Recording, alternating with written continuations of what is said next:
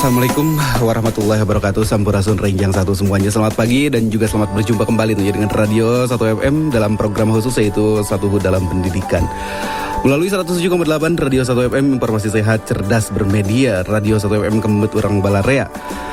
Senang sekali tentunya kita bisa berjumpa kembali ya pada kesempatan ini, bisa memfasilitasi juga dunia pendidikan yang sudah beberapa bulan ini adik-adik kita yang bersekolah tentunya masih belum bisa bertatap muka ya karena wabah COVID-19.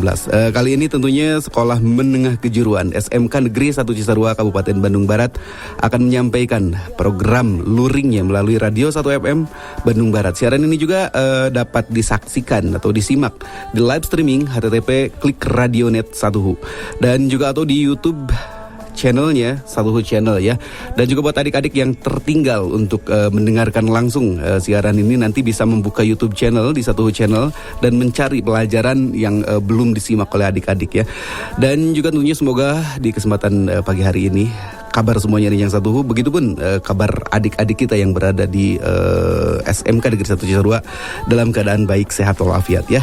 Dan juga di pagi hari ini tentunya akan kita menyimak pelajaran bahasa Sunda ya Bu ya. Kejuruan.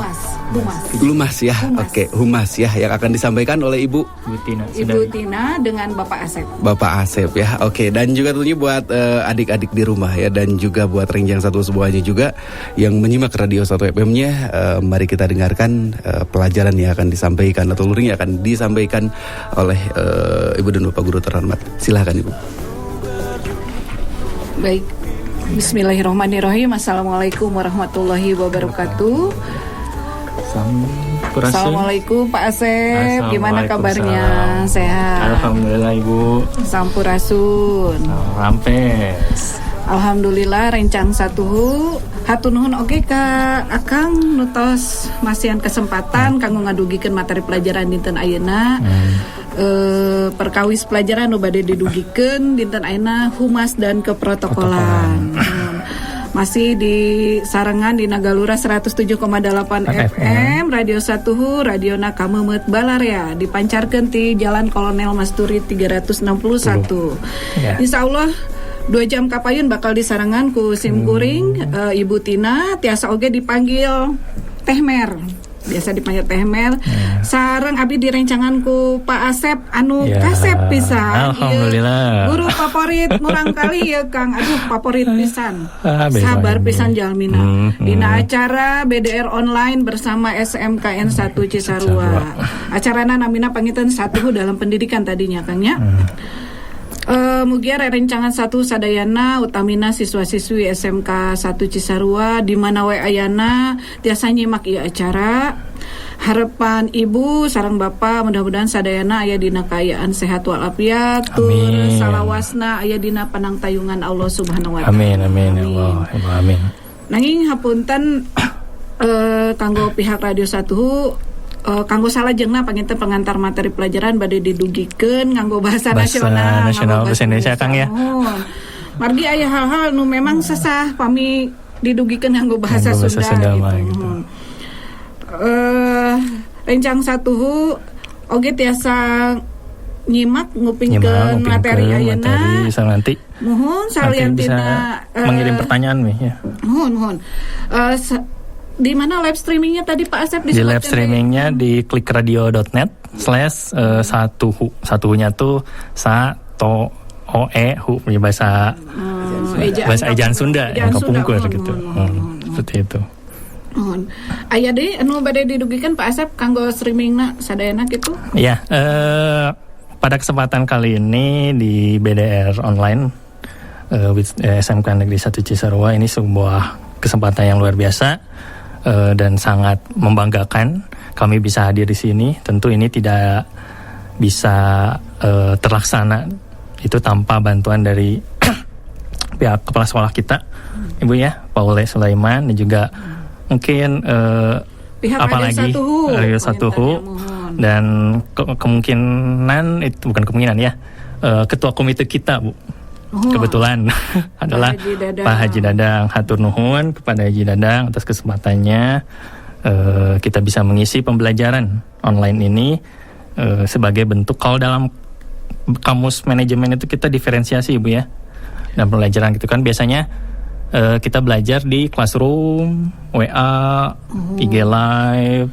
Nah, yang sekarang lagi hot-hot ini kan kita di rumah terus ya, Pak Asep. Ya. Mudah-mudahan dengan adanya solusi daring online melalui podcast ini ada nuansa baru ya buat anak-anak. Jadi anak-anak bangkit lagi semangat belajarnya. Semangatnya gitu. Jadi jangan hanya mengerjakan tugas dari lewat aplikasi yang saat ini lagi populer, tapi juga lewat podcast seperti ini biar mungkin mereka rindu suara kita dengar, Bu.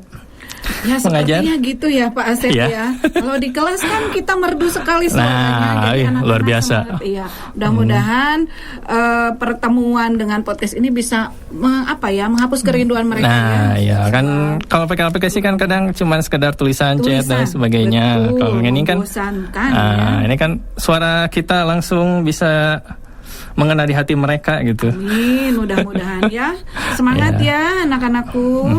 Jadi sekali lagi pantengin ya sebenarnya Bu ya. Podcast ini kurang lebih selama 2 jam ke depan. 2 jam ke depan, betul. Bagi khususnya anak-anak OTKP, ini Bapak khusus meminta kalian untuk mendengarkan kami secara baik live streaming ataupun lewat radio di HP-nya. Ini karena bisa dibilang ini pertama kali jurusan kita tampil nih. Makanya di sesi acara ini saya ingin memberikan sebuah nama acara nih. Apa tuh namanya tuh? OTKP Mejeng. Jadi OTKP Mejeng, singkatan atau apa itu Pak Asep? Pengennya singkatan nih, cuman dari semalam itu nggak kepikiran apa itu. Nggak apa-apa ya, Mejeng itu sudah eksis gitu ya. Nama lainnya eksis. Oke. Apa tuh OTKP Mejeng tuh apa? Jadi OTKP Mejeng ini adalah acara di podcast ini di mana kita akan membahas dunia tentang keapean, tentang administrasi perkantoran secara luas. Jadi tidak hanya kita membahas tentang materi-materi yang nanti kita akan disampaikan oleh Utina, tapi juga berkaitan tentang kebutuhan di dunia kerja. Wow. Nah, gitu. Jadi kondisi dunia kerja yang saling berkaitan dengan pembelajaran saat ini. Soalnya kadang-kala anak itu ya, ini manfaatnya apa sih nanti gitu ketika kita belajar ini gitu.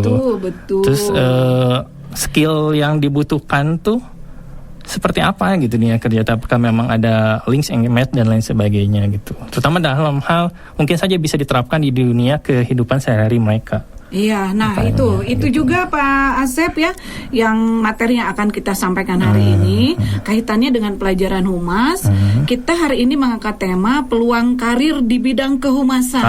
Luar biasa itu. Peluang karir di bidang kehumasan. Betul sekali tadi kata Pak Asep. Jadi jangan terlalu berpatokan, oh nanti saya begitu lulus harus kerja di bidang humas. Tapi justru di sini anak-anakku sekalian dituntut untuk lebih kreatif. Bagaimana menciptakan satu peluang karir atau peluang pekerjaan di bidang kehumasan. Betul begitu Pak Asep? Betul. Baik. Terutama mungkin nanti si anak tuh minimal bisa punya bekal kemampuan komunikasi yang baik mungkin ya. Nah itu dia kuncinya memang kemampuan berkomunikasi. Ya. Ada lagi Pak Asep untuk tentang OTKP Mejeng ini? Nah OTKP Mejeng ini juga dibawakan dengan observan, Bu. Observan? Apa tuh observan? Saya taunya observasi. Saya taunya observasi. Observan apa ini? Observan itu obrolan serius tapi santai, Bu. Serius tapi santai. Kayak kita hari ini ya. Kita hari ini. Kita serius gitu. tapi santai. Kita pembawaannya santai aja gitu. Jadi biar anak-anak juga dengerinnya juga tidak terlalu bahasanya teknis banget gitu. Nggak tegang juga gitu.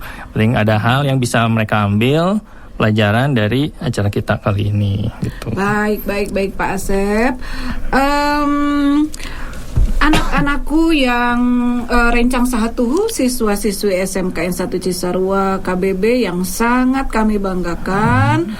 Pagi ini seperti yang sudah Ibu sebutkan tadi, kita akan sharing, ngobrol-ngobrol sersan ya Pak Asep ya mengenai peluang karir di bidang kehumasan. Tapi kalau mendengar kata karir, jangan dulu beranggapan yang wah gitu. Saya akan menjadi wanita karir atau manusia yang karirnya hebat. Tidak, tapi itu bisa dimulai dari hal yang kecil. Nanti kita pupuk, kita latih sehingga menjadi suatu hal yang memang bisa jadi kebanggaan kita bersama. Anak-anakku sekalian, ini dalam dalam sesi ini kita di awal akan menyampaikan atau ngobrol-ngobrol mengenai materi kehumasan dan nanti di akhir ada acara tanya jawab ya Pak Asep, ada acara tanya jawab.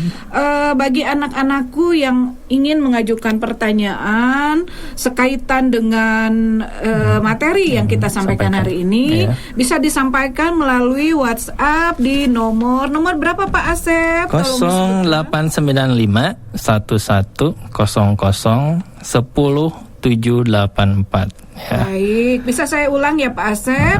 WhatsApp di nomor 0895 1100 10784. Kalau anak-anak yang ingin request lagu, boleh nggak kesini Pak Asep? Boleh. Kalau memang nanti kita ada waktu untuk itu silakan. Dan ini kalau boleh ya Bu ya, tolong yang nanti WA juga pertanyaannya berkaitan dengan pembahasan kita Ibu ya, jangan bertanya hal yang aneh-aneh, jangan spam ke nomor saya ya. Biasanya banyak ya Pak Asep ya yang spam gitu. Kayaknya yang nembak-nembak gitu. Ya secara gitu Pak Asep ini Bapak paling favorit anak-anak, sabar ya. Mudah-mudahan seterusnya seperti itu. Baik, ada lagi Pak Asep atau kita mulai aja nih materinya? Kita mulai aja. Mangga. Oke. Ya, dengarkan baik-baik anak-anak ya. Kali ini Bu Tina akan menyampaikan materi tentang peluang karir di bidang humas. Mangga Bu Tina. Baik. Rencang 1 siswa-siswi SMK 1 Cisarua Kabupaten Bandung Barat yang sangat-sangat Ibu banggakan. Kemarin di Google Classroom Pak Asep saya membuka forum tanya jawab itu di pertemuan kesekian. Banyak anak-anak yang mengeluh, Bu, sebetulnya saya itu suka dengan pelajaran dengan dunia kehumasan. Tapi kok pelajarannya susah ya? Banyak anak-anak yang seperti itu. Gimana caranya ya Bu supaya saya bisa mudah memahami tentang humas tuh apa sih Bu? Saya harus ngapain kalau mau jadi petugas humas? Saya harus belajar apa? Bagaimana belajarnya? Supaya saya bisa memahami materi humas ini gitu. Wah, ternyata bukan masalah kuota aja ya Pak Asep permasalahannya. Ternyata memang minat anak-anak tuh ada, hanya anak-anak memang bingung belajar ini harus bagaimana, mulai dari mana gitu ya. Baik anak-anak, ini Ibu kutip sedikit ya satu definisi tentang humas dari seorang pakar humas namanya Frank Jeffkins. Beliau mengatakan bahwa humas adalah segala bentuk komunikasi yang terencana antara suatu organisasi dengan pihak lain yang bertujuan untuk meraih tujuan. Ya, jadi untuk mencapai tujuan yang mana yang akan dicapai itu tujuan yang telah disepakati dan menguntungkan kedua belah pihak.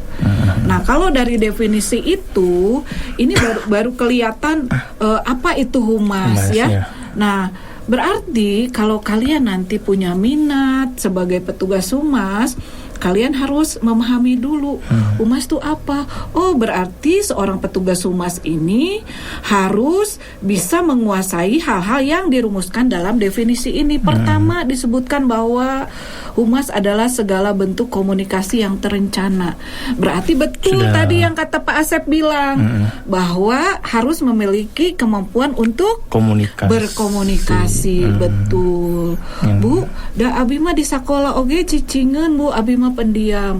Tapi saya suka ada keinginan Bu untuk jadi pembawa acara, untuk jadi MC lah. MC. Nah, itu bisa dilatih anak-anakku, Rencang 1HU itu bisa dilatih. Bagaimana melatih atau meningkatkan kemampuan kita dalam berkomunikasi. Selain dilatih, kita juga bisa melatih itu dengan banyak membaca atau banyak melihat orang berbicara di depan orang banyak seperti apa. Dilihat mulai dari cara dia membuka pembicaraan, menyambungkan dari satu topik ke topik lain hingga menutup. Nah, itu kalian bisa belajar atau belajar dari sekarang. Jadi memperkaya, membuat kata-kata dia gitu biar tersampaikan dengan baik gitu ya, Mi. Betul. Jadi intinya bagaimana kita melatih diri kita memiliki kemampuan berkomunikasi gitu ya. Menambah perbendaharaan kata, bagaimana berbicara mulai dari postur tubuh, intonasi, pronunciation dan sebagainya. Nah, itu bisa kita latih dari sekarang.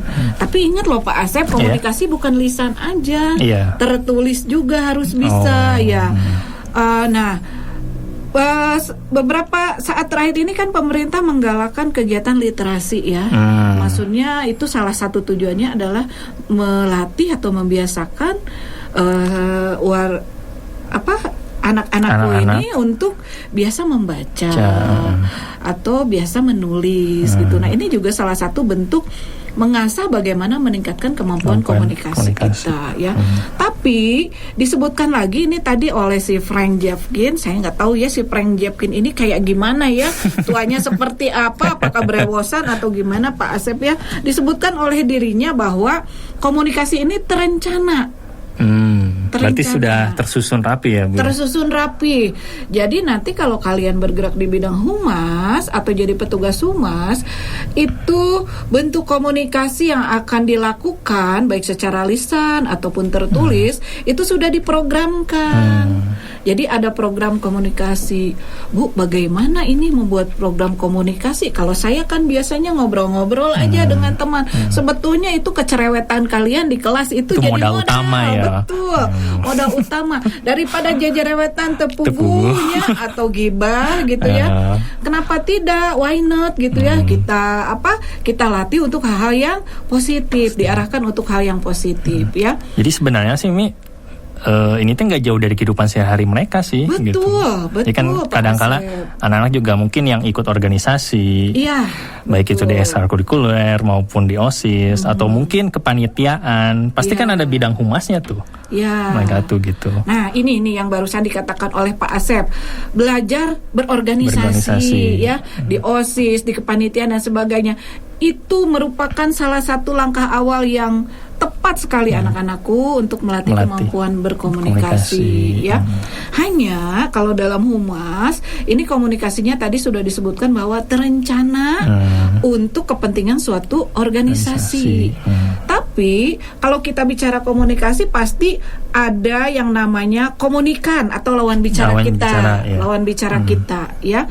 Nah, petugas humas atau organisasi di mana petugas humas itu bekerja, anggaplah sebagai komunikator, sumber informasi. Nah, seorang petugas humas harus bisa merumuskan komunikasi yang baik dengan komunikan atau publik atau masyarakat di luar organisasi tempat kita bekerja gitu. Biasa disebut publik ya, atau bahasa Indonesianya kalau kita definisikan itu, kalau kita artikan itu masyarakat. Gitu Pak Asep ya. Nah, kalau secara formal itu pasti kalau di bidang pekerjaan atau karir, komunikasi yang kita rumuskan untuk menghubungkan pihak organisasi atau pihak kantor dengan pihak luar, pasti dong ada tujuannya. Ada tujuannya. Kira-kira apa nih Pak Asep nih? Kalau menurut Pak Asep, tujuan seorang petugas humas ini merumuskan bagaimana sih komunikasi yang baik yang harus kita jalin antara tempat kita bekerja dengan publik, dengan masyarakat di luar. Kira-kira tujuannya apa nih Pak Asep? Kalau yang saya tahu gitu Mi ya, itu jadi kayak tujuan-tujuan, keinginan berjalannya sebuah organisasi itu, masyarakat sekitar, terutama sekitar ya Mi ya, yang berkaitan tentang perusahaan itu, jadi tahu gitu kegiatan usahanya apa, tujuan untuk usaha itu seperti apa. Betul. Gitu. Jadi si masyarakat sekitar, terutama stakeholder yang ada di dekat-dekat sekitar itu tahu bahwa kita tuh bukan organisasi tertutup, tapi organisasi juga yang bisa diketahui oleh lingkungan sekitar. Bahkan mungkin mereka itu bisa memberikan manfaat bagi masyarakat sekitar. Iya, betul sekali. Tujuan utamanya untuk menyampaikan atau memberikan informasi kepada publik. Kita tuh perusahaan seperti apa? Atau organisasi kita tuh seperti apa? Bergerak di bidang apa? Tujuannya apa? Kita orientasinya kemana gitu ya? Supaya masyarakat sekitar juga kalau bisa ikut mendukung terhadap proses pencapaian organisasi di mana kita berada itu ya. Dan tentunya supaya image atau citra baik tempat kita bekerja ini tetap terjaga ya di masyarakat ya Pak Asep. Jadi tujuan utamanya betul sekali itu. Apalagi Pak Asep kalau misalkan kita bergerak di bidang usaha marketing atau penjualan satu produk ya. Coba bisa rencang satu siswa-siswiku tersayang ini bisa bayangkan kalau kita tidak membuka kepada publik dengan cara yang baik tentunya ya, dengan komunikasi yang baik. Apa sih yang kita jual? Produknya seperti apa? Kelebihannya seperti apa? Bagaimana publik bisa merespon ya terhadap barang-barang atau produk-produk yang kita jual. Nah, betul sekali itu Pak. Berarti Asep, ini sangat vital sekali Bu ya. Oh betul. Peran humas itu. Vital sekali. Tapi Pak Asep bukan hanya untuk bidang usaha yang sifatnya mencari laba ya, bukan. Karena tapi organisasi umum secara keseluruhan organisasi juga. Keseluruhan itu harus ada humasnya ya. Tadi barusan Ibu bilang bahwa ini bukan hanya untuk perusahaan yang profit oriented atau berorientasi laba. Contohnya di pemerintahan. Itu di setiap dinas-dinas atau departemen di pemerintahan itu pasti ada humasnya. Untuk mempublikasikan kebijakan. Betul sekali. Supaya masyarakat tahu ini organisasi ini tuh kebijakannya apa saja, aturannya apa aja yang di launching.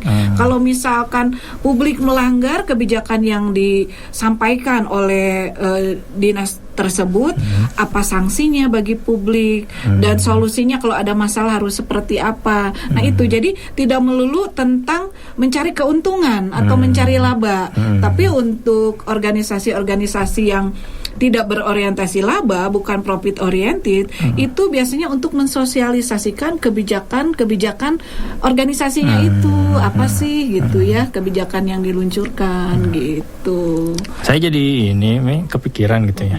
Nanti dulu. Pak Asep ini dari tadi manggil saya Mami gitu ya. Jadi rencang satu anak-anakku yang Ibu banggakan, jangan heran. Ibu tuh karena Ibu paling senior. Bukan sepuh ya. Kalau sepuh kesannya keriput. Ibu paling senior. Jadi adik-adik Ibu, guru-guru yang masih muda, yang masih energik itu manggil saya Mami gitu. Jadi takut ada yang bertanya, "Kok namanya Bu Tina, tapi Pak Asep manggilnya Mami." Nah, takutnya ada yang bertanya seperti itu. Oke, Pak Asep lanjutkan. Jadi kepikiran gitu kalau misalkan gini, dalam satu perusahaan, satu organisasi itu pimpinan misalkan atau perusahaan menugaskan orang-orang tertentu untuk mengurus humas secara spesifik mungkin ya. Tapi kalau kita kembali lagi yang saya tahu gitu, kalau lihat itu humas itu kan menyampaikan informasi tentang perusahaan tersebut. Istilahnya itu bisa dibilang mereka itu wajahnya organisasi tersebut. Gitu. Betul. Nah, kalau buku itu covernya berarti kan garda terdepan bagi sebuah organisasi untuk menyampaikan informasi terkait tentang organisasi tersebut gitu. Tapi di sisi lain, Bu, kalau saya lihat gitu ya, kadangkala untuk yang saat ini di banyak organisasi maupun di banyak perusahaan itu malah tugas kehumasan itu menempel dari pimpinan tertinggi sampai karyawan yang paling rendah pun gitu. Apakah tanggapan Ibu seperti apa soal masalah itu? Jadi bagi perusahaan itu bahwa Anda walaupun karyawan biasa di sini, tapi Anda adalah wajah perusahaan juga gitu ke publik. Betul. Jadi apakah ini kaitannya tuh humas itu hanya sekedar informasi yang kata Mami katakan gitu ya, komunikasi verbal atau non verbal, ataukah mungkin gerak tubuh dan lain sebagainya pun bisa menjadi citra bagi sebuah organisasi tersebut gitu. Baik. Ini seperti yang saya baca ya, mengenai peran humas dalam sebuah perusahaan. Bisa kita cerminkan ke dalam dua fungsi ya. Yang pertama, humas di dalam sebuah organisasi memang dia berada di divisi humas tersendiri, atau ada lagi peran humas yang dia melekat ke dalam jabatan-jabatan yang ada di organisasi tersebut. Jadi misalnya Pak Asep, seperti kita di sekolah ya, itu ada wakasek humas. Nah, otomatis sebagai wakasek humas itu dia mengemban peran sebagai humas sekolah. Tapi di sisi lain, di sekolah kita itu kan banyak guru, ada TU, ada sampai level caraka ya. Kemudian ada siswa satpam dan sebagainya. Nah, itu masing-masing warga sekolah itu juga melekat di dalamnya peran humas sekolah gitu. Nah, yang Ibu baca ini peran humas bisa dikelompokkan menjadi 4. Ada yang namanya expert pre-cyber communication, ada yang namanya problem solving process facilitator, ada yang namanya communication facilitator, dan yang terakhir adalah technician communication. Bahasanya ya bahasa Inggris ya, iya bahasa Amerik ya, bahasa Amerik. Oke. Atau ini peran-peran yang melekat ke dalam orang-orang yang menjabat satu jabatan tertentu di kantor. Misalkan yang pertama itu expert pre-cyber communication. Apa itu, Mi? Nah, kalau kita mendengar kata expert berarti orangnya ahli ya. Kalau pre-cyber communication. Jadi seorang expert pre-cyber communication ini dalam jabatannya dia melekat peran humas sebagai tenaga ahli di bidang kehumasan. Misalkan di satu perusahaan ini terjadi konflik. Ada demo lah dari warga sekitar atau publik eksternal ya, publik di luar perusahaan. Nah, itu beberapa jabatan di perusahaan tersebut itu akan dilibatkan untuk mengambil keputusan. Apa nih komunikasi yang cara solusinya? Apa yang harus kita sampaikan kepada publik supaya demonya mereda? Solusi apa supaya ini tidak terjadi lagi? Nah, itu masing-masing peran sebagai fasilitator komunikasi, sebagai problem solving atau penjajahan keluar, itu semua berbicara sampai menghasilkan satu solusi. Nah, keputusan untuk memutuskan apa sih solusi yang akan ditempuh, ini ada di tangan si expert pre-cyber communication gitu ya. Nah, ada lagi ini yang keempat, technician communication.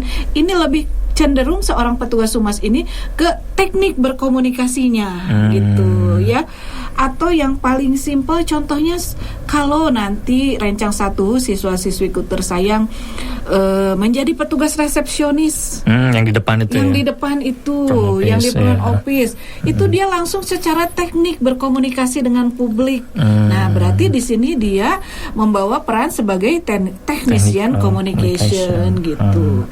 Jadi betul sekali kata Pak Asep, apakah humas itu hanya dibebankan ke satu orang petugas humas, atau semuanya itu membawa wajah organisasi gitu, mempertahankan image.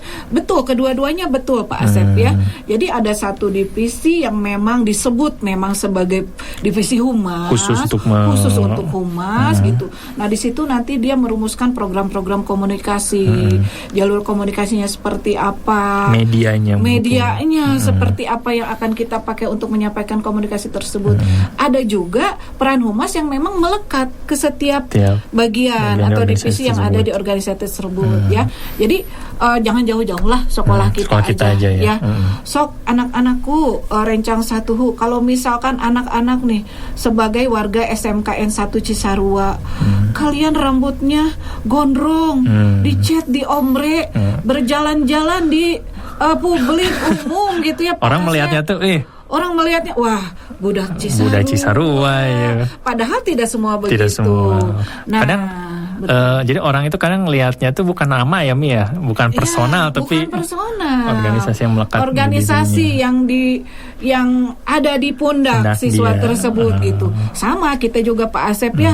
Kalau misalkan kita nih statusnya sebagai guru, kemudian masih berpakaian dinas, kemudian kita main-main hal yang ya dalam tanda kutip negatif gitu negatif. Ya, atau ke mall pada saat jam ngajar ya. Nah itu pasti disebutnya guru SMK Cisarua gitu. Padahal itu tidak semua. Kenapa itu bisa terjadi? Karena mungkin di persona tersebut belum menyadari bahwa di pundaknya itu kita memikul ya image atau wajah dari organisasi peran humas itu ada di semua warga perusahaan atau organisasi tersebut gitu ya. Baik anak-anak, Ibu ingatkan lagi bahwa anak-anak yang ingin mengajukan pertanyaan apapun itu berkaitan dengan humas, silakan disampaikan ke WhatsApp nomor 089511010784 ya. Nah, anak-anak yang sekarang kalian ini orangnya itu aktif, suka berorganisasi, supel, mudah dekat dengan orang lain, apalagi kalau suka menulis, Pak Asep ya, suka menulis ya. Sepertinya kamu cocok itu bergerak di bidang humas ya. Apalagi kalau kamu menyukai dunia public speaking.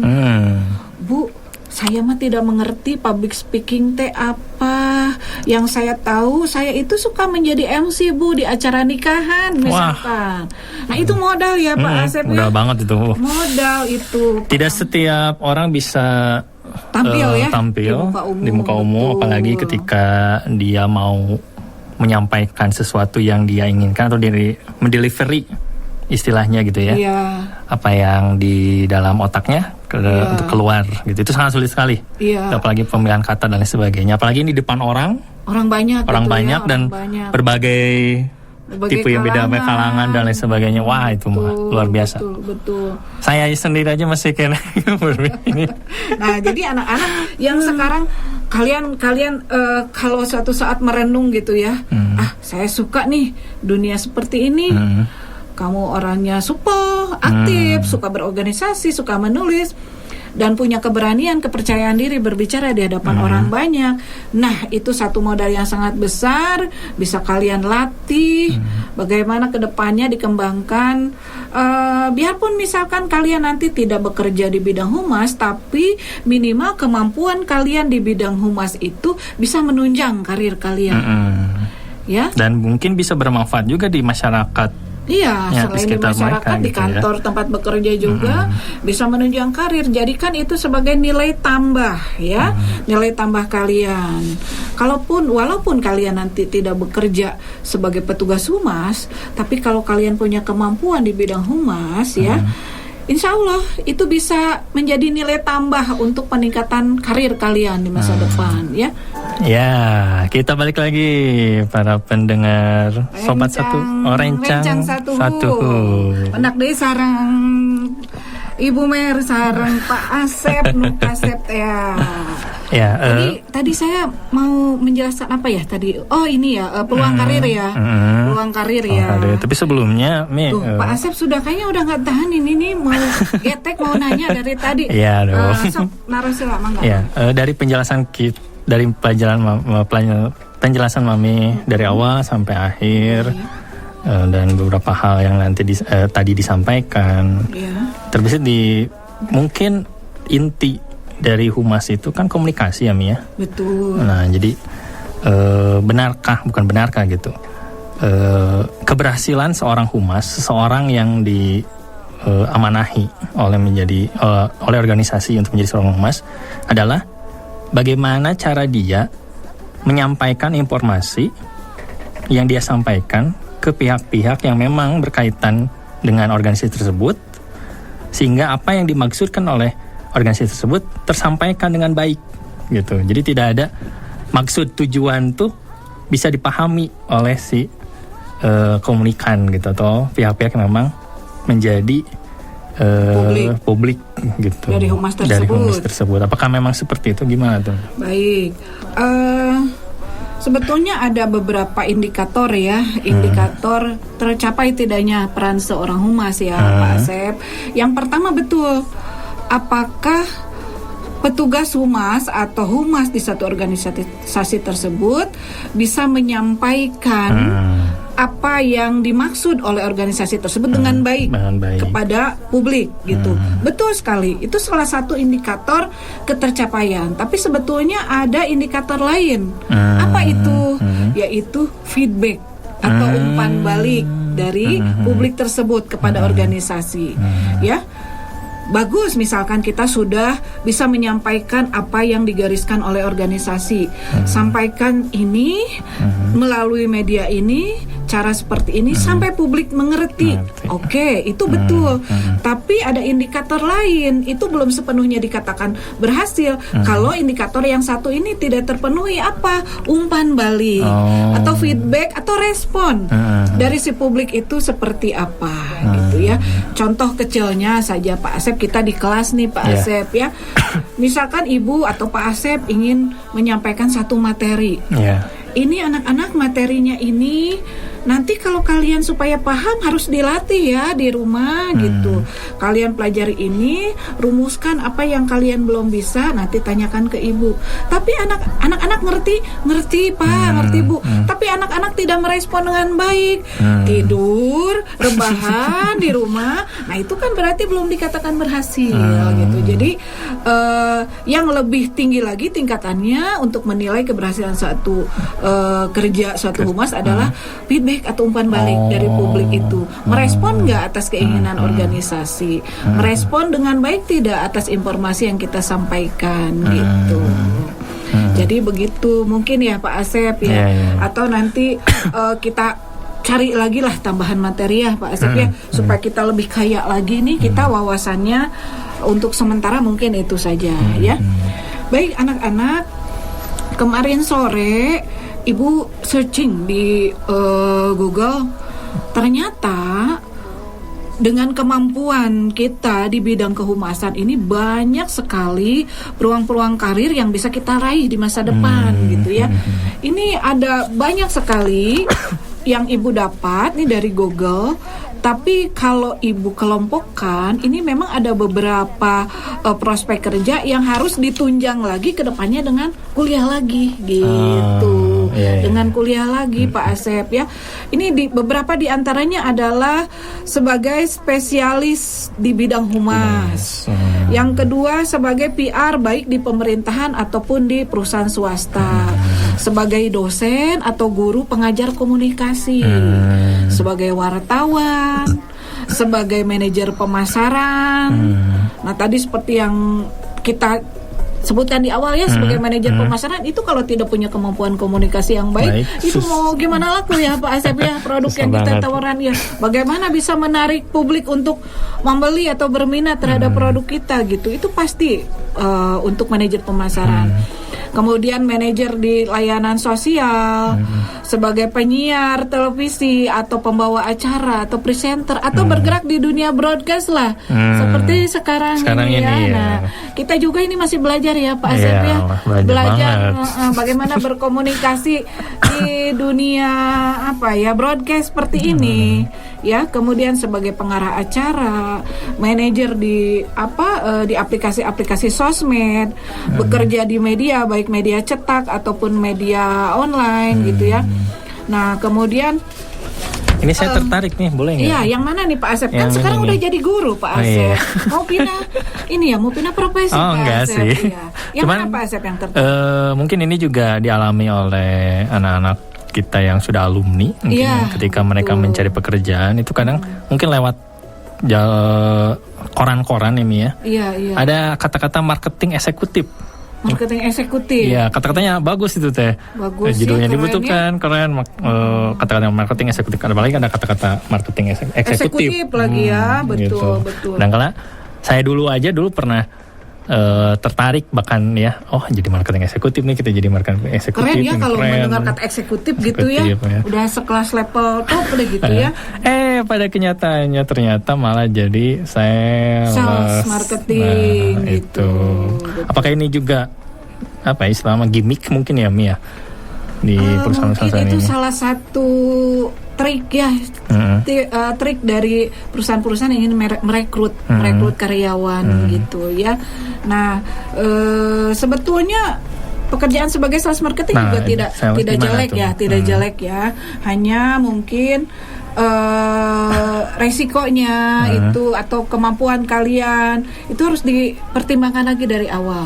Apakah saya memang berminat di dunia ini atau coba-coba saja gitu. Kalau berhasil mencapai target lanjut, kalau tidak ya sudah. Nah, harus dipertimbangkan hal seperti itu di awal gitu. Nah, kalau misalkan ada lowongan pekerjaan sales eksekutif, tahu-tahu gitu. Jadi sales apa tadi gitu di lapangan tuh ya, jualan gitu. Produk dan sebagainya. Itu sebetulnya tidak jelek juga pekerjaan seperti itu. Hanya mungkin kalian dengan pemahaman yang didapat saat sekolah, kalian justru bisa memberikan masukan untuk perusahaan itu, gitu ya.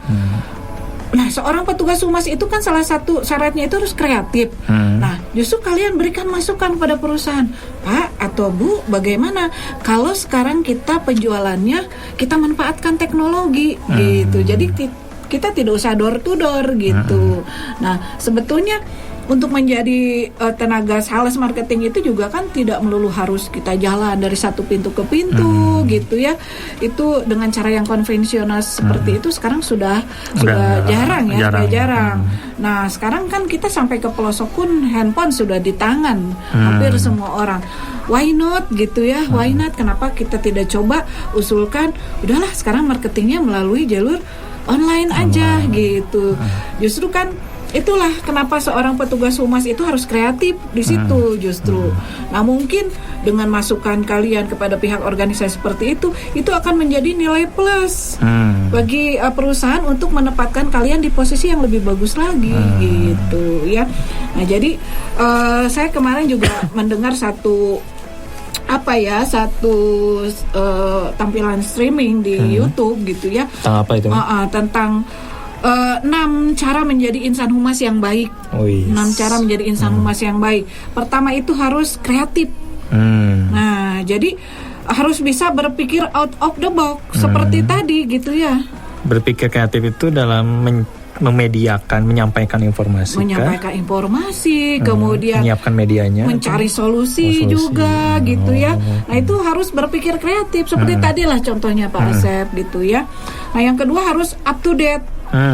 Pasti dong gitu tekudet gitu ya. Di sini siapa yang masih kudet nih ya? Enggak dong. Kalau rencang 1 siswa-siswiku saya enggak ada yang kudet ya. Kita yakin ya. Semuanya sudah selalu update informasi ya. Jangan lupa Google Classroom-nya juga dibuka ya. Oke. Nah, up to date itu apa? Selalu mengupdate informasi yang bisa menambah wawasan untuk kita gitu. Bagaimana kita bisa melakukan sesuatu dengan cara yang terbarukan kalau kita jarang mencari informasi yang up to date gitu. Jadi ulah kudet lah gitu ya. Malu dong ya. Ari wajah udah wajah abad 21 gitu ya. Tapi informasi yang di dalamnya masih kudet. Wah, itu memalukan Pak Asep ya. Oke. Yang ketiga, syarat menjadi insan humas yang baik adalah ramah dan smart. Ramah gitu Pak Asep ya. Nah, ini dibiasakan dari sekarang gitu ya. Bukan berarti ramah harus batur tengah jakan seuri orang seuri gitu ya. Nah, jadi biasakan. Tadi anggap aneh nih. Iya, malah aneh nanti kelihatannya ya. Biasakan kita ramah dalam keseharian gitu ya, ramah pada tempatnya gitu ya. Syarat yang keempat menjadi insan humas yang baik adalah cepat dalam mengambil keputusan. Ya. Wow. Tapi cepat juga jangan asal cepat kemudian gerasa gerusu gitu ya, ngambil keputusannya jangan. Jadi harus cepat tangkap informasi, kita olah, pertimbangkan baik buruknya, cepat kita ambil keputusan. Jangan sampai orang nanti kita lama ngambil keputusan malah orang beranggapan lain gitu. Jadi informasinya nggak cepet-cepet sampaikan, malah mungkin miskomunikasinya malah makin besar gitu kan. Orang makin berpikir menunggu nebak-nebak gitu ya Pak Asep ya. Nebak-nebak gitu. Jadi informasinya ya tergantung persepsi publik masing-masing. Nah itu gawat, itu nggak boleh begitu ya. Nah kemudian yang lain adalah jangan pernah menganggap remeh pendapat orang lain. Jadi kalau kita menerima informasi tentang pekerjaan kita, tentang perusahaan tempat kita bekerja, karena yang ngasih informasinya misalkan mamang-mamang yang jualan di depan perusahaan, dianggap gitu. Nah itu nggak boleh gitu ya. Segala masukan yang memang itu kira-kira ada kita perlukan untuk pengambilan keputusan yang baik, kita tampung dulu. Jadi jangan ngelihat orangnya seperti apa, orangnya yang ngasih tapi informasinya betul. Informasinya seperti apa yang kita terima. Jangan dibeda-bedakan lah gitu ya. Nah, yang terakhir menjadi insan humas yang baik itu adalah harus selalu positive thinking. Ya. Berpikiran positif. Seorang humas itu harus selalu terlihat fresh, ceria, semangat gitu. Kalau tidak ada positive thinking dalam dirinya, nanti wajahnya ditekuk setiap hari gitu ya, Pak Asep. Orang mau percaya gimana ya? Mau percaya gimana? Betul. Yang menyampaikan informasinya. Iya. Wajahnya apa sih namanya istilahnya? Bukan jutek ya? Bukan sih. Jutek apa ya gitu jadi ya? Kayak apa ya? Jadi orang tuh pertama kali lihat juga udah malas dengerin. Betul. Bete we ningalina gitunya. Bete we ningalina gitunya. Nah, jangan sampai seperti itu. Nah, jadi kalau kita lihat keseharian Rencang 1 siswa-siswi kita di sekolah nggak ada yang berpikiran negatif ya, nggak ada ya, selalu ceria ya, gitu. Selalu ceria sampai di kelas itu jurat-jerit bararawel gitu ya. Luar biasa gitu ya. Tanpa kita komandai mereka langsung. Tanpa kita komandoi mereka udah aktif gitu aktif ya, luar di kelas gitu. Nah sebetulnya itu kan tadi modal ya Pak. Modal utama. Nah, tinggal mengarahkan bagaimana kemampuan kalian, modal kalian yang besar itu menjadi sesuatu yang positif, yang nanti bisa menjadi nilai tambah saat kalian harus terjun ke dunia kerja. Gitu. Nah, tadi Pak Asep ingin menyampaikan jangan beranggapan bahwa lulus SMK itu pasti gitu. Itu gimana tuh Pak Asep? Mungkin saya tekankan kembali itu kepada anak-anakku sekalian, terutama jurusan AP gitu ya. Yang sampai nanti ketika kalian masuk sekolah itu dulu gitu ya, beranggapan bahwa saya masuk SMK itu disiapkan pasti kerja. Kalian memang disiapkan untuk bekerja, tapi jangan berpikiran bahwa saya itu ketika saya lulus pasti saya sudah dapat pekerjaan gitu. Enggak sampai ke sana gitu. Kita tetap akan memberikan bekal ke kalian, bekal yang cukup untuk mengarungi kehidupan nanti ketika kalian lulus, baik di masyarakat maupun mengarungi kehidupan apa nih, bahasa rumah tangga apa nih Pak Asep nih, harus jelas nih ya. Saya belum menemukan kata yang padan untuk maksudnya gitu ya, menjalani kehidupan ketika mereka lulus dari SMK ini dunia gitu, kerja nyata bahwa ini loh bekal dari sekolah tuh gitu. Masalah mereka nanti dapat pekerjaan atau tidak itu balik lagi ke masing-masing gitu, apakah memang mental mereka siap enggak gitu, dunia kerja itu seperti apa gitu. Makanya dari kita dipersiapkan baik-baik di sini, tapi kita tidak bisa menjamin bahwa ketika kalian lulus ini kalian langsung dapat pekerjaan juga gitu, seperti itu. Yang pasti tetap kalian harus pede mencari pekerjaan, mengupdate terus kemampuan kalian, agar karena dunia sekarang ini yang dibutuhkan itu ya skill gitu nih. Betul. Skill dan mungkin yang paling penting itu adalah mentalnya gitu. Betul. Nah, jadi jangan sampai mental baru ditegur sedikit langsung loyo, pundung atau tidak gimana. Disiplin juga ya, itu harus dikikis sedikit-sedikit ya. Itu sangat luar biasa gitu. Jadi sebenarnya sih yang dibutuhkan dunia kerja itu yang pertama emang skill, yang kedua itu karakter sih ya mungkin. Kayaknya karakter yang pertama. Yang pertama ya, iya. Karakter yang pertama gitu. Jadi perusahaan pengen mencoba mungkin, nih orang sanggup ngerjain ini atau tidak, atau nih orang ketika ditegur atau gimana, apakah mundur atau mau maju terus. Betul mental gitu, ya. Mentalitasnya gitu seperti itu. Jadi ya. Kami berharap semua anak-anak di SMK Negeri 1 Cisarua khususnya untuk AP punya mental yang kuat, punya karakter yang baik. Jadi jangan sampai ya babarian lah gitu istilahnya mah gitu. Karena hal itu menjadi modal utama bagi kalian.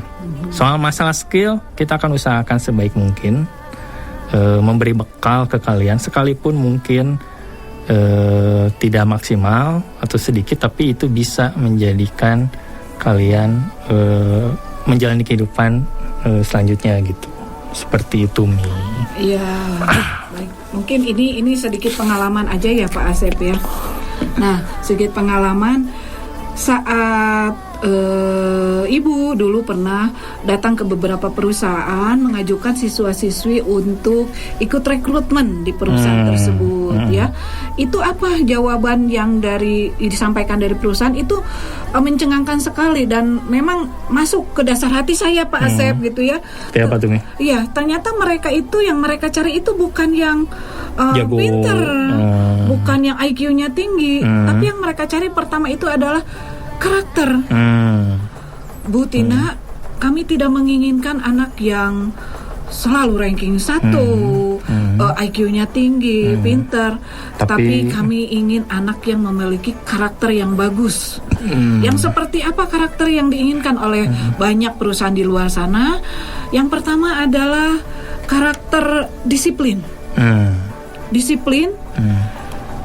Yang kedua ini Ibu lupa ya, lupa tapi kurang lebih disiplin, bisa bekerja sama dalam tim. Dalam tim ya, itu yang bisa bekerja sama dalam tim.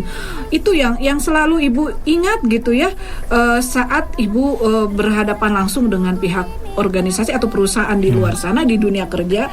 Mereka itu mencari yang berkarakter disiplin dan bisa berkolaborasi, bekerja dalam tim gitu ya. Dan insya Allah ini kita latih di sekolah ya Pak Asep ya, baik mengenai keterampilan atau skillnya tadi, juga karakter gitu ya.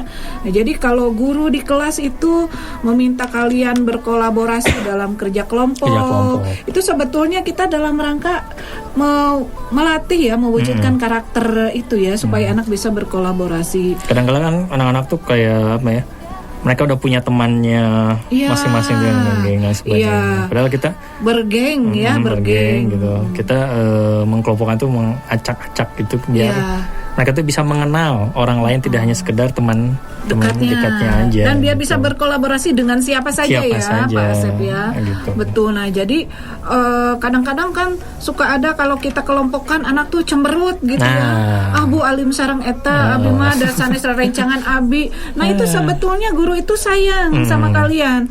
Ingin kalian itu memiliki karakter yang bisa berbaur atau berkolaborasi dengan siapa saja. Karena itu nanti akan dipakai di dunia kerja gitu Pak Asep ya.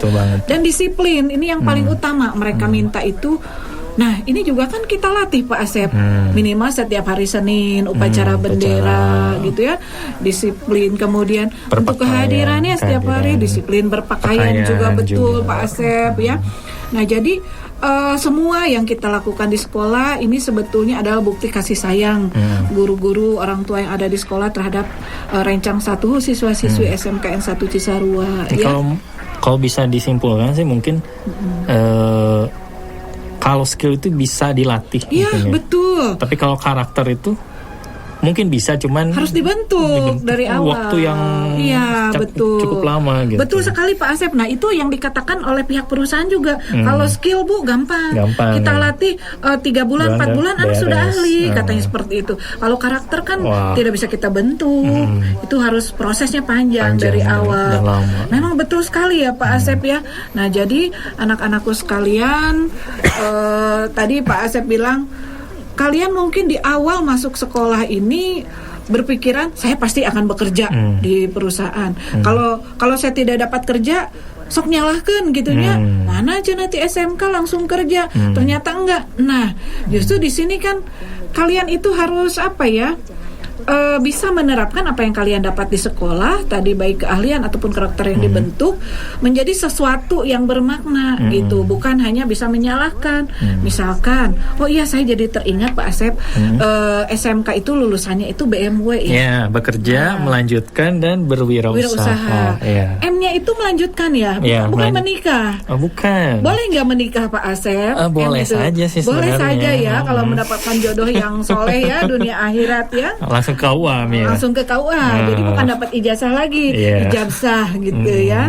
Baik. Jadi bekerja, menikah, bekerja, melanjutkan wirausaha.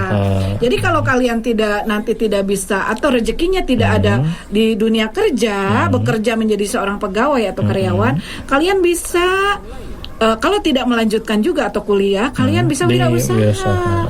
Nah, jadi justru di situ kalian dituntut kreatif. Nah, misalkan ini kaitannya yang dengan pelajaran humas nih Pak Asep. Misalkan wirausaha. Misalkan, Bu, saya dari sekolah sudah ikut-ikutan, Bu, saya jadi MC pernikahan di lembur gitu. Itu kan bisa dijadikan modalnya wirausaha ya. Misalkan bergabung dengan IO IO pernikahan atau wedding organizer gitu ya.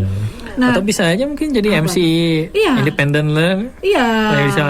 Wah, hebat tuh kalau panggil gitu. Iya, jadi manusia panggilan atau gimana? Manusia panggilan. Iya, panggilan tapi menghasilkan ya karir ya gitu. Ada teman saya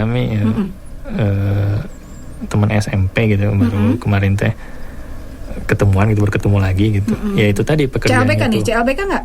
Cowok enggak dong, cowok. Oke. Cowok dia tuh kita ngobrol gitu ya, pekerjaan kita masing-masing. Alhamdulillah saya jadi guru. Dinya jantan naon gitu nya. Jadi apa gitu. Oh, saya mah MC Chef gitu. MC. Dia MC freelancer gitu. Freelancer. Wah, gitu. Hebat. Ya, sok kalau kamu didinya kalau ada undangan pernikahan atau gimana, sok hubungi saya gitu. Jadi ya maksudnya dia karirnya itu dia bergabung dalam satu IO atau beberapa IO atau beberapa IO ya, karena dia skillnya di MC itu ya. Aduh, itu impian saya tuh sebetulnya Pak Asep. Saya dari dulu passionnya banget tuh di MC itu. Cuman ya jadi guru nggak apa-apa, saya jadi MC di depan kelas ya. Ya sama aja sih. Sama aja ya.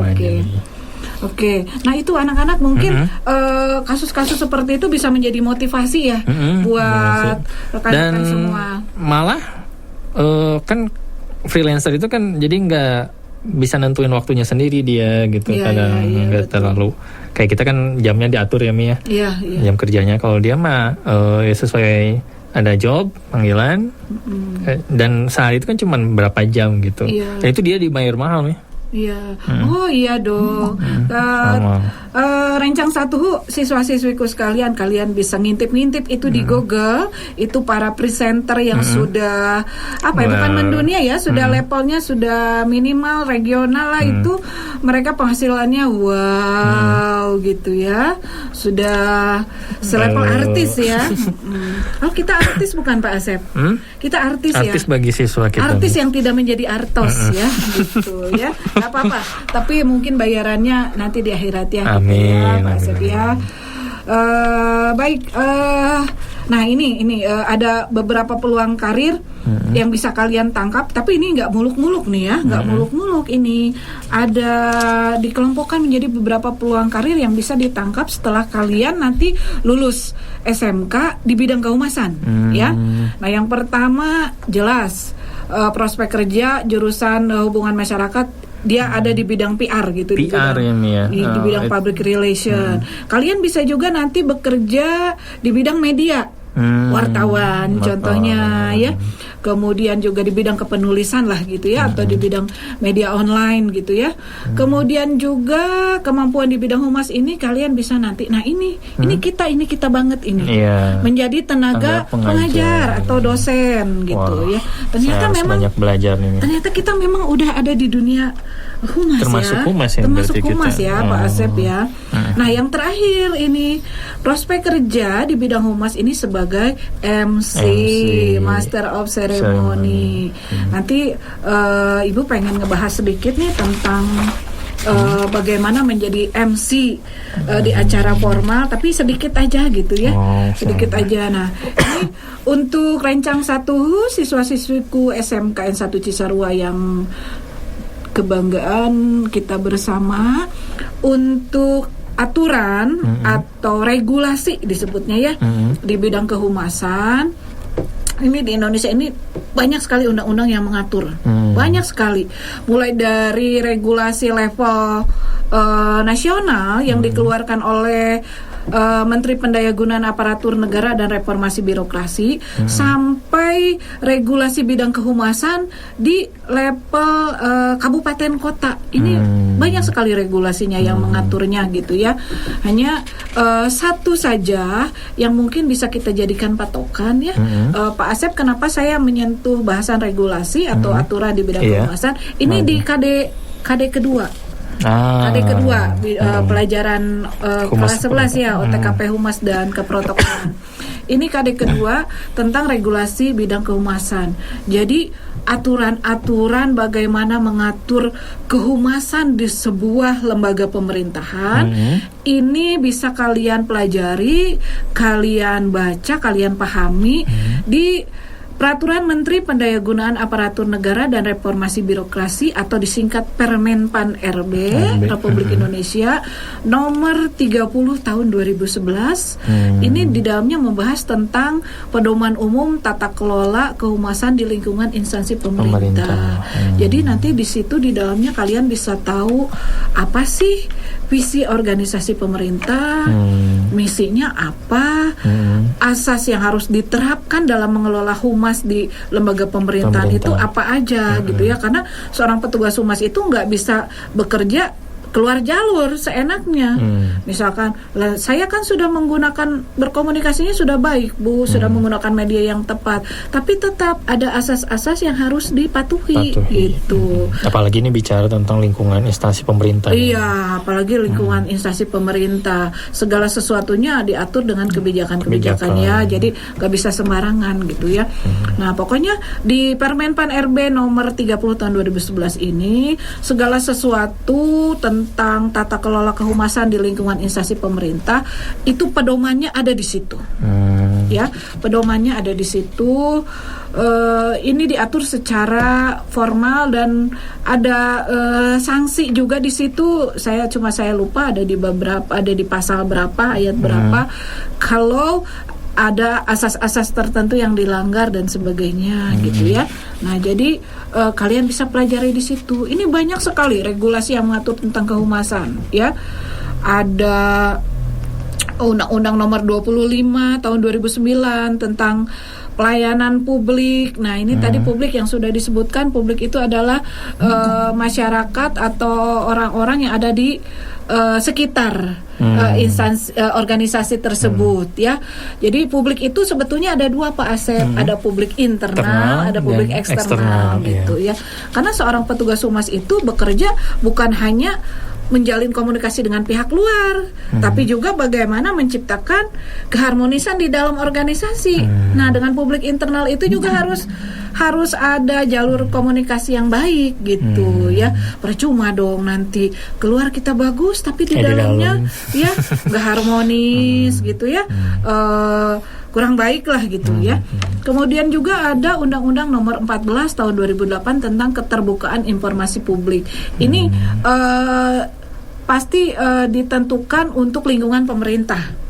Ya, karena di sini ada keterbukaan informasi publik. Di pemerintahan itu ada informasi yang memang batasannya untuk disampaikan ke publik, mana yang untuk konsumsi internal gitu. Nah, ini semua diatur dalam Undang-Undang Nomor 14 tahun 2008 ya.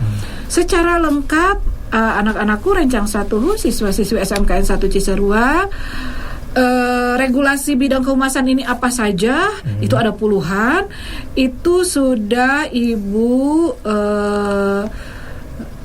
Ibu masukkan ke dalam Google Classroom. Di situ linknya sudah ditautkan ke link blog Ibu yang isinya tentang regulasi bidang kehumasan. Ada semua di sini. Ya. Misalkan pendengar aku akses blognya Bu Tina. Ya, sudah tahu dong blog Ibu, atau kalian buka di linknya saja ya. Baik, nanti Ibu akan bahas sedikit tentang keprotokolan. Ya, tadi kehumasan kelas 11 Pak Asep. Jadi kan pelajaran kita ini isinya itu judulnya ya, otomatisasi, tata kelola humas dan keprotokolan. Jadi kelas 11 ini kita konsentrasinya fokus di humas. Kelas 12 fokus di keprotokolannya. Jadi nanti Ibu akan sentil sedikit tentang apa sih itu keprotokolan. Kalian kan sudah biasa ya kalau misalkan upacara, saya petugas protokol gitu ya. Protokoler. Itu mah acara itu mah harus benar protokolernya gitu. Nah itu teh maksudnya apa gitu ya. Nah nanti kita akan bahas sedikit tentang keprotokolan. Ini Pak Asep kayaknya ada yang mau ditanyakan nih. Tentang humas nih. Sok apa Pak Asep sebelum nanti kita setelah ini ada pertanyaan sedikit ya Pak Asep ya. Ada pertanyaan. Bu, bagaimana sih? Saya kan suka di dunia MC Bu, tapi bagaimana saya untuk meningkatkan atau membangun rasa kepercayaan diri? Itu yang paling luar biasa lah gitu, sebagai sumber modal dasar itu. Ini ada sudah ada masuk pertanyaan nih Pak Asep nih di 0895 sekian. Bu, bagaimana sih Bu supaya saya bisa percaya diri katanya tampil di depan orang banyak gitu. Nah, menurut Pak Asep gimana nih? Saya pernah dengar sebuah masukan, sebuah informasi gitu ya dari guru saya sendiri sih, dosen kalau nggak salah gitu. Ini agak sedikit ekstrim sih Mi ya. Ekstrim? Apa tuh? Aduh gitu. Saya jadi penasaran nih ngedengar kata ekstrim. Ekstriming. Baik. Apa jadi Pak? ketika kamu mau berbicara di depan orang, agak kasar ya Mi ya. Tampil di muka umum. Di depan umum gitu.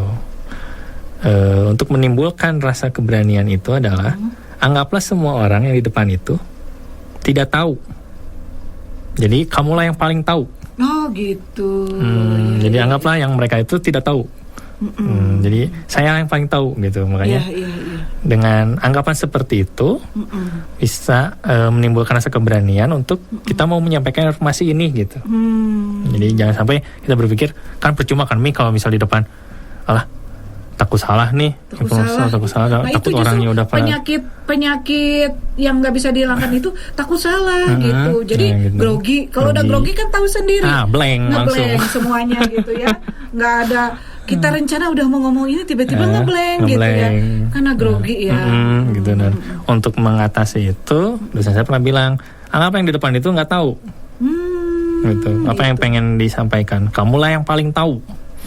Tapi bukan berarti kita underestimate ya, menganggap orang lain bodoh enggak. Itu sementara Pak Asep. Sementara ya.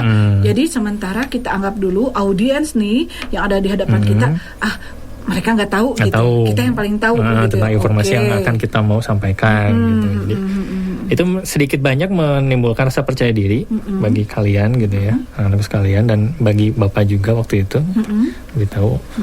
Biar menghilangkan rasa grogi itu, karena tadi efeknya itu kalau grogi itu bisa blank nih. Iya betul. Jadi apa yang percuma kita udah ngapalin, mempersiapkan sebelumnya tiba-tiba pas mau ke depan, dan grogi itu muncul, keringat dingin, deg-degan, udah ngeblank. Oh gitu ya. Makanya ketika melihat audien tuh biasa aja kita anggap mereka belum tahu nih informasi yang akan saya sampaikan gitu. Di sini saya lah sumber informasinya. Gitu ya. Jadi wow, bagus juga ya. Gitu. Nah, saya kan sering grogi Pak Asep ya. Jadi sama Mi. Saya sering grogi gitu, apalagi kalau yang ada di hadapan kita ini kita tahu bahwa level pendidikannya lebih tinggi, kemudian status sosialnya juga lebih tinggi. Wah, udah kita mengerut gitu ya. Mengerut gitu. Ciut gitu ya nyali kita. Nah, jadi kita harus menganggap bahwa saat itu saya yang paling tahu. Saat itu. Setelah itu kita harus humble lagi ya, harus jadi pribadi yang rendah hati lagi ya. Memang tadi saya bilang ini agak sedikit ekstrim gitu. Waktu itu dosen saya ya biar kalian menghilangkan grogi itu ya kayak gitu. Ketika maju ke depan panggung atau di depan orang, bersiap mau menyampaikan informasi, bersiap untuk berbicara di depan orang, maka itu anggaplah yang di depan itu belum tahu apa yang mau kita sampaikan. Iya. Terus ini Pak Asep ada yang pernah menyarankan juga ke saya. Ibu dulu adalah beberapa kali suka menjadi MC gitu ya. Ya walaupun baru MC kelas RW gitu ya. Tapi itu jadi pengalaman berharga gitu ya buat Ibu gitu. Nah, ada yang bilang katanya salah satu caranya selain seperti yang Pak Asep sebutkan tadi adalah kita sering berlatih. Itu sering berlatih sendiri dulu nggak apa-apa depan kaca berlatih bagaimana membuka satu acara gitu ya. Nah sebelum berlatih otomatis kita harus melihat contoh dong, melihat contoh, apalagi sekarang mah mudah ya melihat contoh. Sebagai pembawa acara YouTube, itu kita langsung searching di YouTube aja banyak contoh gitu. Nah kalau mau tampil kita belajar dulu sendiri depan kaca.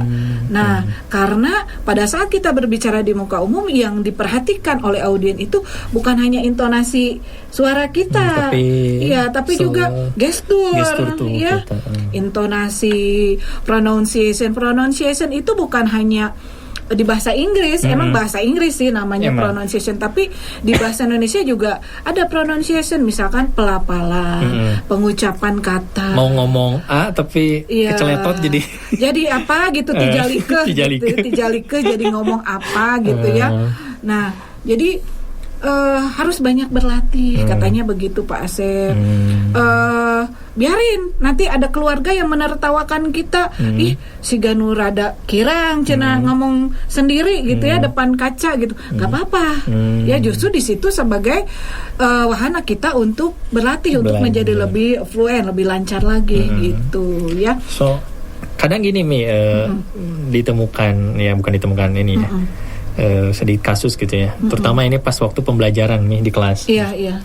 Kadang anak-anak kita tuh berani ngomong. Cuma berani ngomongnya apa tuh? Berbicara maksudnya gitu Iya. Berbicara, cuman mereka tuh beraninya tuh di bangku di bangku mereka gitu. Di pas meja. Disuruh ke depan? Nah, pas disuruh ke depan. Langsung menghentikan cipta menghentikan cipta semua ya. Nah, jadi, tapi nggak ngebohong ini Pak Asep. Dulu juga kita begitu waktu sama sekolah. Sih. Ya. Jadi anak-anakku sekalian jangan rendah diri ya. Sekarang kalian masih pemalu gitu ya, masih pemalu. Ini saya juga pemalu. Malu-maluin kali Pak Asep mah ya, malu-maluin gitu ya. Nah, kita juga dulu gitu. Kalau Pak Asep ngaku tuh ya. Misalkan di bangku mah kita cerewet, jerewetan gitu ya, ngabodor gitu ya, bikin kelas ketawa sekelas. Tapi begitu disuruh ke depan, jangan dia semua mengheningkan cipta di depan gitu, balem semua gitu ya. Nah, jadi itu semua bisa dilatih ya. Tapi alhamdulillah Pak Asep, waktu yang sekarang kelas 12 nih, waktu kelas 11 itu Ibu membuat anak-anak itu kelompok kecil, per grup duaan-duaan. Yang satu jadi resepsionis, petugas humas, technician communication, itu resepsionis di depan. Yang satu tamu. Itu luar biasa Pak Asep, banyak sekali rencang 1 siswa-siswi SMK kita tersayang ini potensial. Dan mereka disuruh ke depan nih. Di depan. Berdua bahkan itu saya videokan, saya syuting. Sekarang videonya ada, saya simpan untuk jadi contoh untuk adik kelasnya gitu ya. Itu luar biasa, banyak yang potensial. Bagus sekali mereka menjadi resepsionis. Sebenarnya mereka ini ya kalau dalam hal masalah komunikasi sebetulnya mereka komunikasinya bagus, hanya perlu dilatih ya. Jangan sampai komunikasinya jerewetan, ngobrolkan cilok, cireng dan sebagainya gitu ya. Jadi untuk hal yang positif, sebetulnya Ibu salut dengan anak-anak kita ya. Ini banyak yang potensial. Ya mungkin ini nanti tantangan buat kita Pak Asep, bagaimana mengarahkan mereka itu menjadi potensi mereka itu menjadi sesuatu yang punya nilai nanti. Jadi nilai tambah pada saat mereka mencari pekerjaan begitu ya.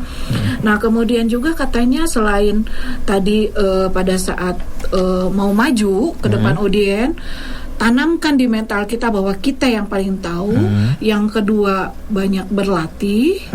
Yang ketiga adalah banyak membaca dan mendengar. Katanya begitu Pak Asep.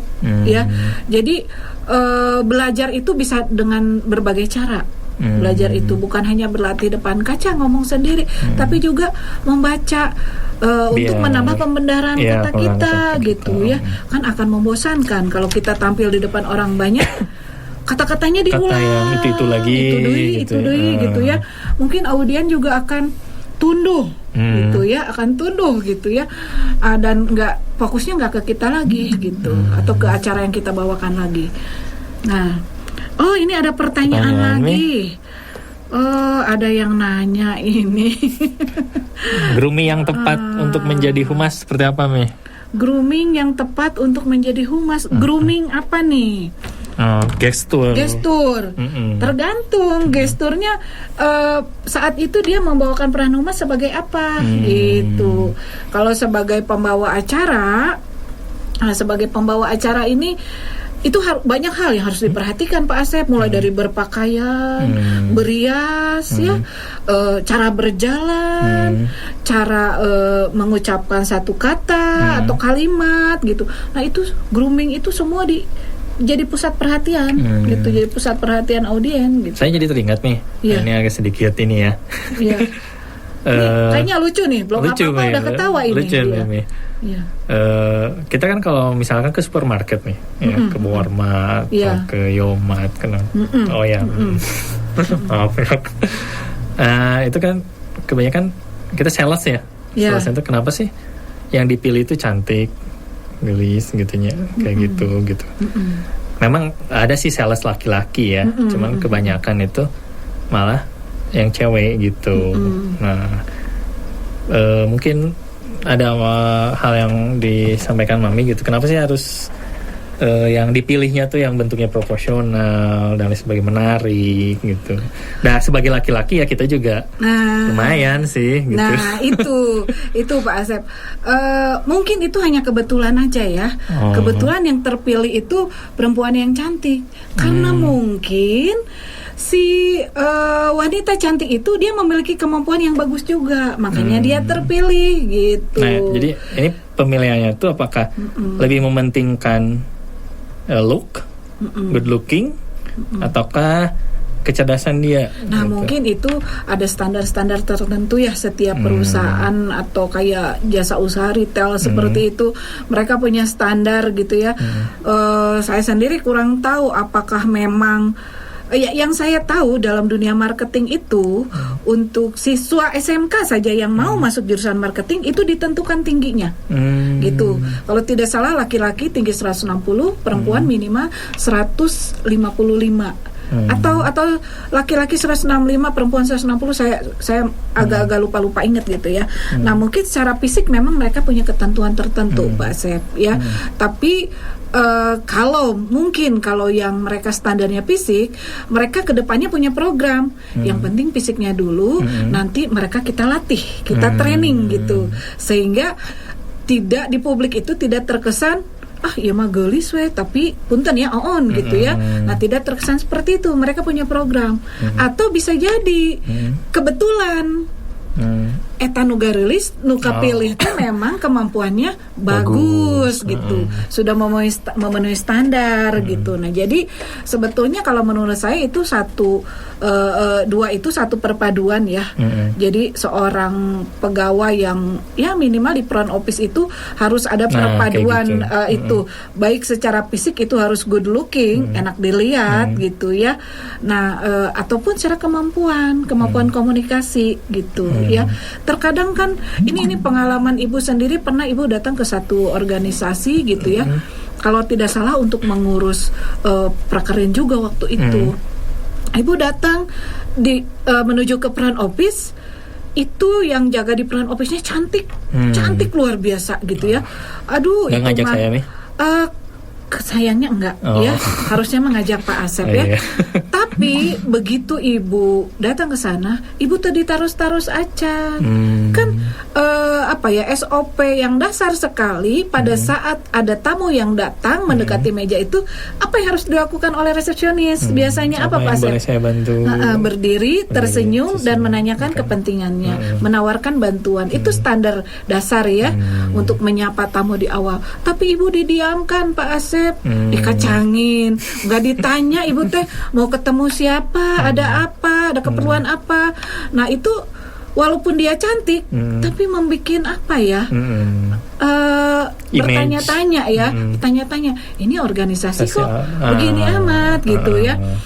Di situ mungkin akan pengaruh terhadap image kantor atau perusahaan itu, pasti dong ya. Sekali lagi balik lagi ke wajah dari organisasi tersebut.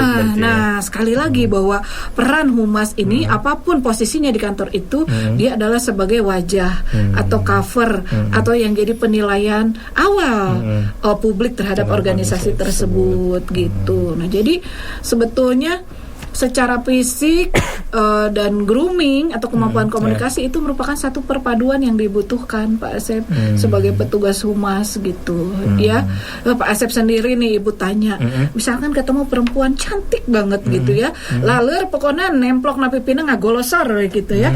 Nah tapi ketika diajak ngobrol itu tidak nyambung gitu ya. Apa yang Pak Asep rasakan? Wah, langsung saya permisi. Langsung undur diri ya. Langsung undur diri. Nah, jadi sekali lagi ini juga buat anak-anakku sekalian yang merasa, Bu, abi mah tegelis gitu ya. Jangan. Abi mah tidak tinggi gitu. Nah, ini jangan membuat kalian berkecil hati. Jangan membuat kalian rendah diri gitu ya. Karena bisa kalian tutupi kekurangan itu dengan kelebihan kalian yang lain. Nah, contohnya apa? Contohnya tingkatkan kemampuan berkomunikasi sehingga orang ngobrol dengan kita juga merasa nyaman, merasa enak. Tidak seperti tadi kasus yang dialami Pak Asep gitu ya, gelis. Ya, cantik banget, menarik secara fisik, tapi begitu diajak ngobrol itu, Pak Asep langsung mundur itu. Aduh, ini pengalaman pribadi. Baik, Rencang 1, anak-anakku, siswa-siswi SMK 1 Cisarua yang ibu banggakan. Kita nanti akan lanjut, tapi sebelumnya kita simak dulu yang lewat ini ya. Silakan. Ya, kita kembali lagi nih. Baik, Rencang 1 107.8 FM masih sasarengan sareng Ibu Tina sareng Pak Asep anu kasep teh dina acara satu dalam pendidikan di OTKP Mejeng. OTKP Mejeng ya.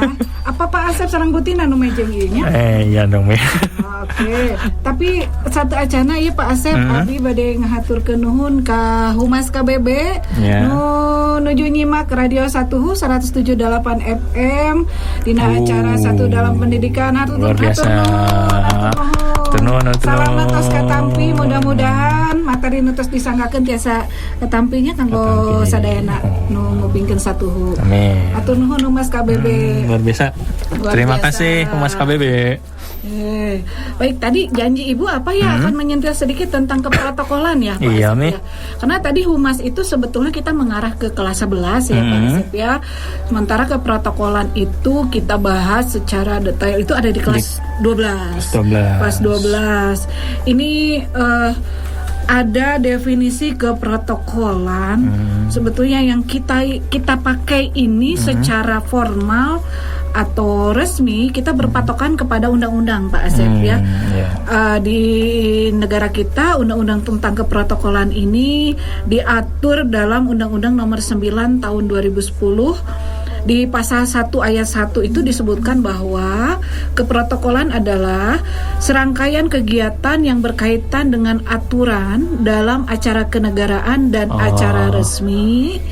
Jadi dia mengatur kegiatan dalam acara kenegaraan dan acara resmi ya, yang di dalamnya meliputi tata tempat, tata upacara, dan tata penghormatan sebagai bentuk penghormatan kepada seseorang sesuai dengan jabatan dan kedudukannya dalam negara, pemerintah atau masyarakat gitu ya. Jadi ini ada disebutkan ada jabatan sesuai kedudukannya dalam negara, pemerintah dan masyarakat. Karena bukan terkadang ya, seringkali di negara kita ini ada satu acara resmi atau acara kenegaraan yang di dalamnya itu undangannya itu dari berbagai kalangan. Ada pejabat negara, kayak ini kali ini pejabat pemerintah. Acara kemarin upacara 17 Agustus di Istana Negara. Betul ya.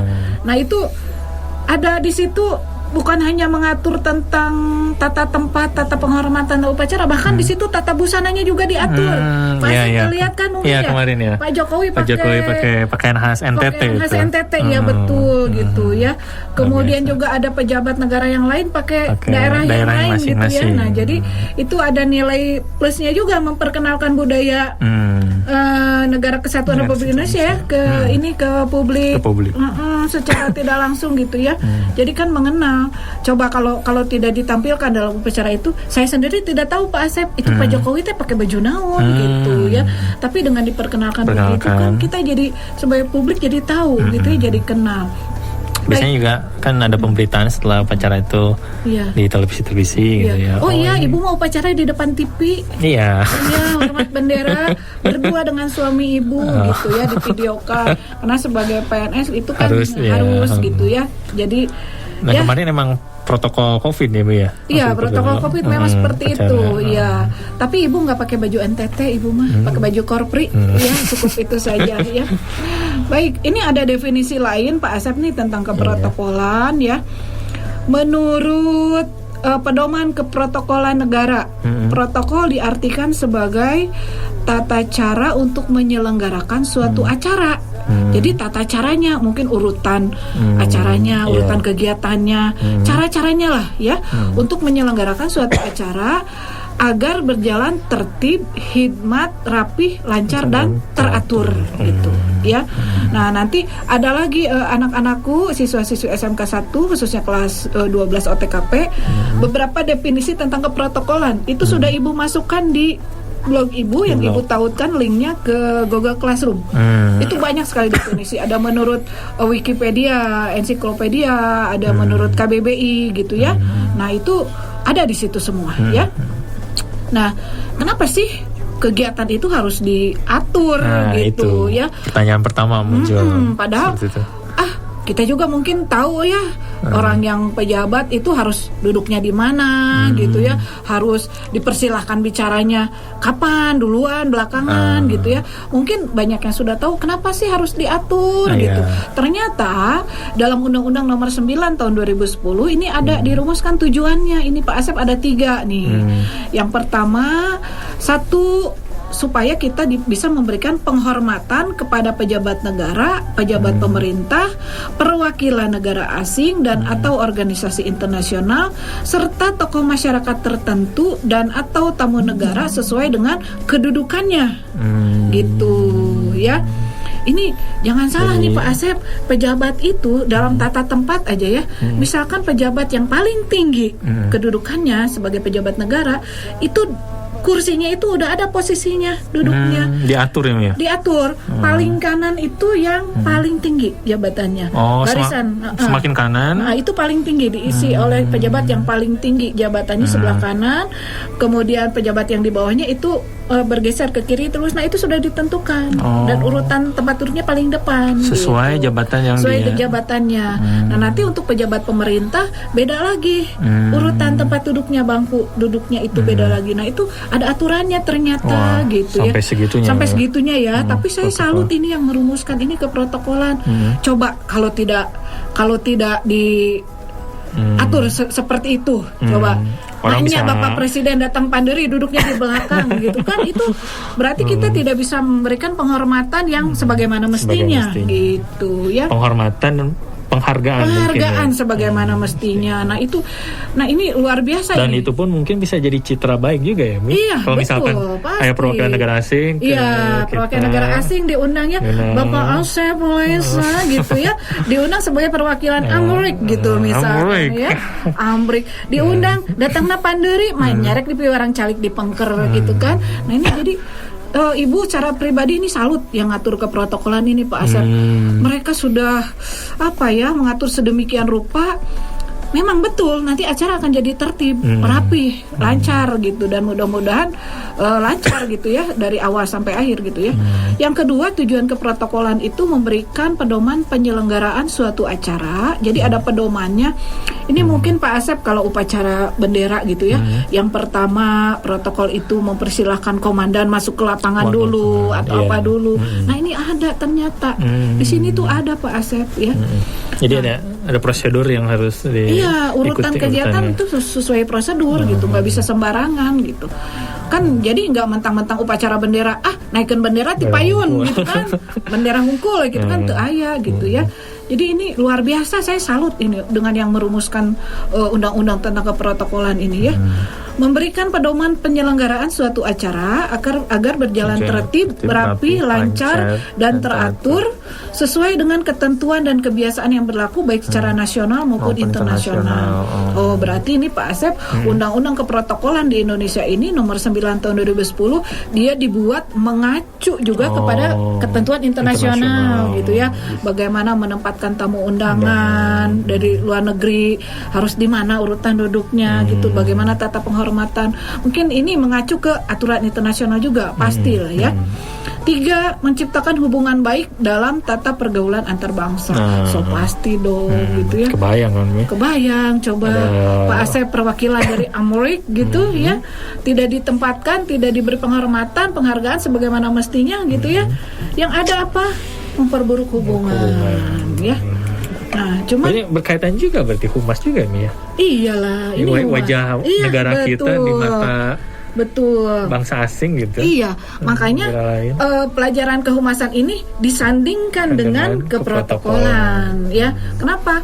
Karena memang proses keprotokolan ini merupakan salah satu hal yang harus dikuasai oleh petugas bidang humas gitu ya. Bagaimana seorang petugas humas mengarrange satu jalannya acara. Di acara itu urutan acaranya harus apa dulu nih gitu ya. Nah, itu harus dikuasai oleh petugas humas gitu ya.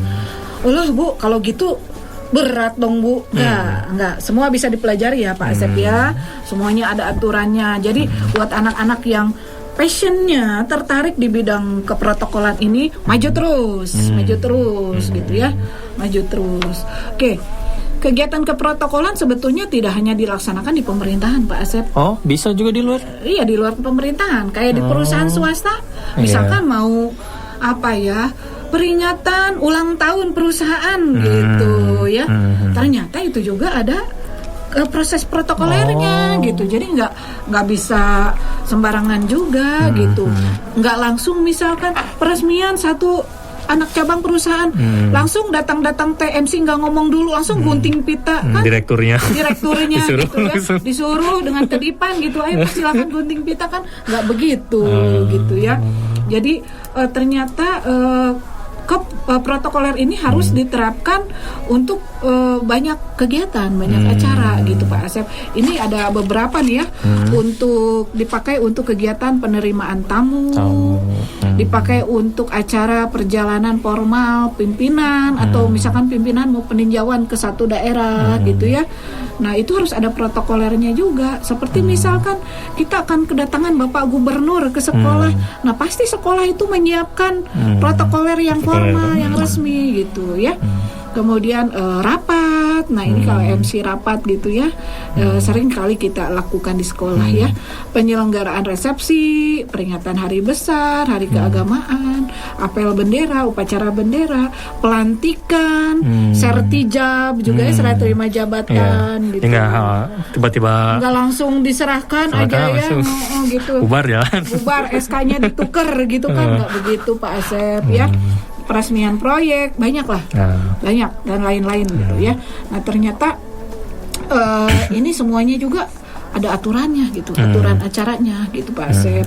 Nah, yang saya baca di beberapa sumber ternyata biarpun di instansi swasta, di perusahaan swasta, itu ternyata dalam tata keprotokolan mereka mengacu juga ke sini nih, ke Undang-Undang Nomor 9 Tahun 2010 yang di pemerintahan, hanya mungkin disesuaikan dengan kondisi atau kebutuhan perusahaannya, karena itu kan swasta, pemerintahan. Kalau yang undang-undang ini mengatur keprotokolan di lembaga pemerintahan. Biasanya kalau lembaga negara itu kan rigid banget ya, Mi? Iya, rigid. Tapi ini sekali lagi saya katakan, ini saya salut sekali dengan perumus Undang-Undang Nomor 9 Tahun 2010. Ini rinci sekali Pak Asep. Yang disebut tata tempat naon, harus gimana. Sampai ada penjelasannya gitu? Sampai ada penjelasannya. Jadi yang duduk di sebelah presiden tuh siapa, di sebelah wakil presiden siapa, di sebelah menteri ini apa, siapa. Nah itu ada di peraturan ini, di undang-undang ini. Sampai rinci sekali seperti itu. Makanya ini dijadikan panduan untuk beberapa perusahaan swasta juga, pihak swasta gitu. Tapi mungkin mereka menyesuaikan dengan pelaksanaannya, urutan acaranya sesuaikan dengan kebutuhan mereka, mungkin Pak Asep ya. Nah, di situ dikatakan juga Pak Asep bahwa dalam dunia komunikasi, dalam dunia public speaking itu seorang MC atau yang mengatur protokol suatu acara itu harus handal, harus cerdas. Nah tadi percaya diri. Percaya diri, berwawasan luas dan punya karisma gitu Pak Asep ya, dan harus punya kemampuan sebagai MC pasti dong, pasti gitu, pasti gitu ya. Jadi kadang mungkin Mi jadi terbesit nih, kita bisa melihat ketika seseorang berbicara itu percaya diri atau tidaknya tuh mungkin dari kata-kata yang dia keluarkan mungkin ya. Ini agak kayak saya sekarang nih ya, agak deg-degan dan lain sebagainya. Jadi sehingga yang keluar kata-katanya tuh nggak proporsional gitu, atau nggak lancar gitu. Pak Asep ini kan lagi sakit tenggorokan, jadi pronunciation-nya agak kurang. Punten ya anak-anakku, Bapak dari tadi batuk-batuk aja gitu. Padahal udah disiapin minum itu enggak. Bekal ini. Baik ya, jadi betul sekali Pak Asep. Jadi bisa kelihatan berarti bisa kelihatan dari ya seperti yang contoh tadi, misalkan saat dia jadi MC. Dia mengulang kata-kata tertentu sampai berkali-kali, puluhan kali. Itu menunjukkan. Nah itu harus dilatih lagi, banyak membaca, banyak menonton, melihat bagaimana orang menjadi seorang MC gitu ya. Jadi wawasan kita tambah wawasan ya, harus diperluas supaya pada saat dia tampil di depan audien itu segala sesuatu yang dia tampilkan itu menarik gitu. Mulai dari pakaiannya, gestur, gerakan tubuh, intonasi, pelepelan, mengucapkan satu kata atau kalimat, itu semuanya menjadi satu kesatuan yang menarik gitu. Termasuk juga penekanan suara kali ini. Penekanan suara atas hal kata-kata yang memang diperlukan. Untuk ditekankan gitu ya. Nah, jadi tapi ini di dalam Undang-Undang Nomor 9 Tahun 2010 ini selain syarat yang tadi ya Pak Asep ya, harus percaya diri, berwawasan luas, berharisma, mempunyai kemampuan sebagai Master of Ceremony, juga ini ya ada beberapa asas-asas yang harus dipatuhi oleh seorang petugas protokoler gitu ya.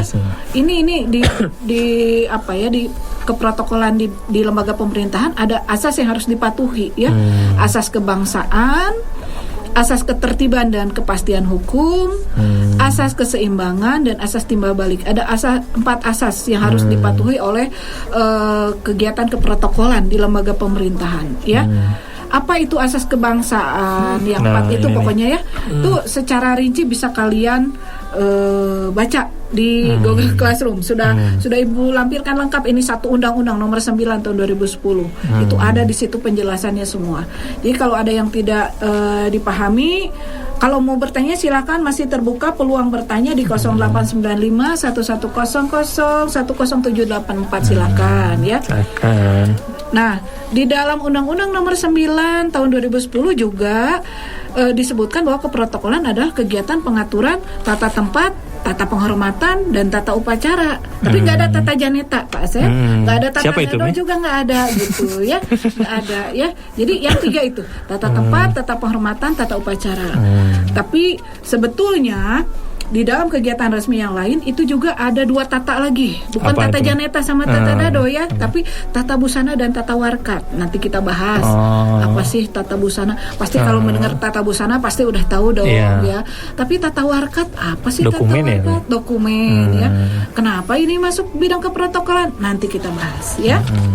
Nah, bagaimana cara seorang petugas protokoler? Nah, ini Ibu ingin membawakan menyampaikan sedikit lah menjadi menjadi master of ceremony di sebuah acara resmi gitu. Boleh tuh nih, boleh. Ini bisa bekal buat kalian nanti ya. Yang sekarang sudah membiasakan diri tampil di acara-acara yang skupnya kecil aja, misalkan di RW, di desa. Ini misalkan Bu, saya mah acaranya non formal, it's okay gitu. Karang Taruna gitu nggak apa-apa. Itu jadi modal nanti bisa dilatih untuk acara-acara yang formal ya. Kalau nggak salah Pak Asep, OTKP Mejen kita punya rencana ya mau ada unit produksi event organizer ya. Mudah-mudahan ya. Segera terlaksana, dilancarkan ya segala sesuatunya. Jadi nanti ada beberapa anak yang misalkan passionnya di bidang MC itu bisa kita rekrut ya Pak Asep ya. Nah, oke, nanti akan dilatih ini kadang Ibu melihat ada beberapa hal yang masih salah dilakukan oleh seorang pembawa acara. Makanya Ibu gepek gitu ya Pak Asep, pengen, bukan berarti saya tahu, cuma saya juga melihat dari beberapa tampilan di YouTube teman-teman saya yang biasa jadi MC. Oh, berarti yang seharusnya begini tuh harusnya begini gitu. Ini masih salah. Nah, ini juga menjadi bahan saya untuk belajar Pak Asep gitu ya. Ayo Mi, silakan Mi. Syarat seorang pembawa acara ini Pak Asep ya. Pertama harus menguasai tema. Nah, misalkan kita mau jadi MC seminar, harus tahu dong minimal sehari sebelumnya. Seminar temanya mau ngebahas apa gitu Pak Asep ya. Nanti ditanya judulnya, tema acaranya itu aja bingung, masih ngelihat banner culang-cileng gitu, itu akan kelihatan sekali oleh audien. Itu kurang pas, kurang bagus gitu ya Pak Asep. Jadi padahal yang penilai terbaik itu adalah audiens ya. Iya. Segala gerak-gerik kita di atas panggung ini selalu diamati, dinilai oleh audiens gitu. Jangan salah gitu ya. Pertama menguasai tema. Jadi minimal 1 hari sebelumnya belajar sehingga pembawa acara itu akan lebih mudah dalam menyampaikan harapan acara itu nanti harus menghasilkan apa sih, mau dibawa kemana gitu audien itu ya. Yang kedua, menganalisis pendengar. Ini nih. MC harus tahu siapa yang ada di hadapan kita ini audiensnya. Audiennya siapa, dari tingkat pendidikannya, tingkat sosial gitu ya. Jangan sampai nanti misalkan mohon maaf kita menjadi MC pimpinan datang ke satu daerah yang audiennya ini rata-rata tingkat pendidikannya SMP ke bawah gitu. Terus di situ karena pengen terlihat gaya gitu ya, kita pakai bahasa yang jor-joran gitu Pak Asep. Tingkat tinggi gitu ya. Iya, bahasa tingkat tinggi malah tidak bisa dipahami oleh audien gitu ya. Nah, itu akan jadi satu hal yang percuma gitu ya.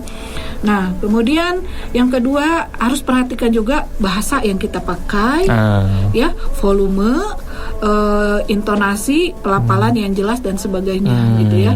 Jangan sampai nanti terlalu banyak bahasa Amrik-nya gitu padahal audiennya itu tingkat pendidikannya tidak memadai gitu untuk memahami bahasa-bahasa asing itu. Malah informasinya malah nggak kesampaian kan ya. Betul. Tadi tujuan yang luas itu nggak akan nyampe gitu ya.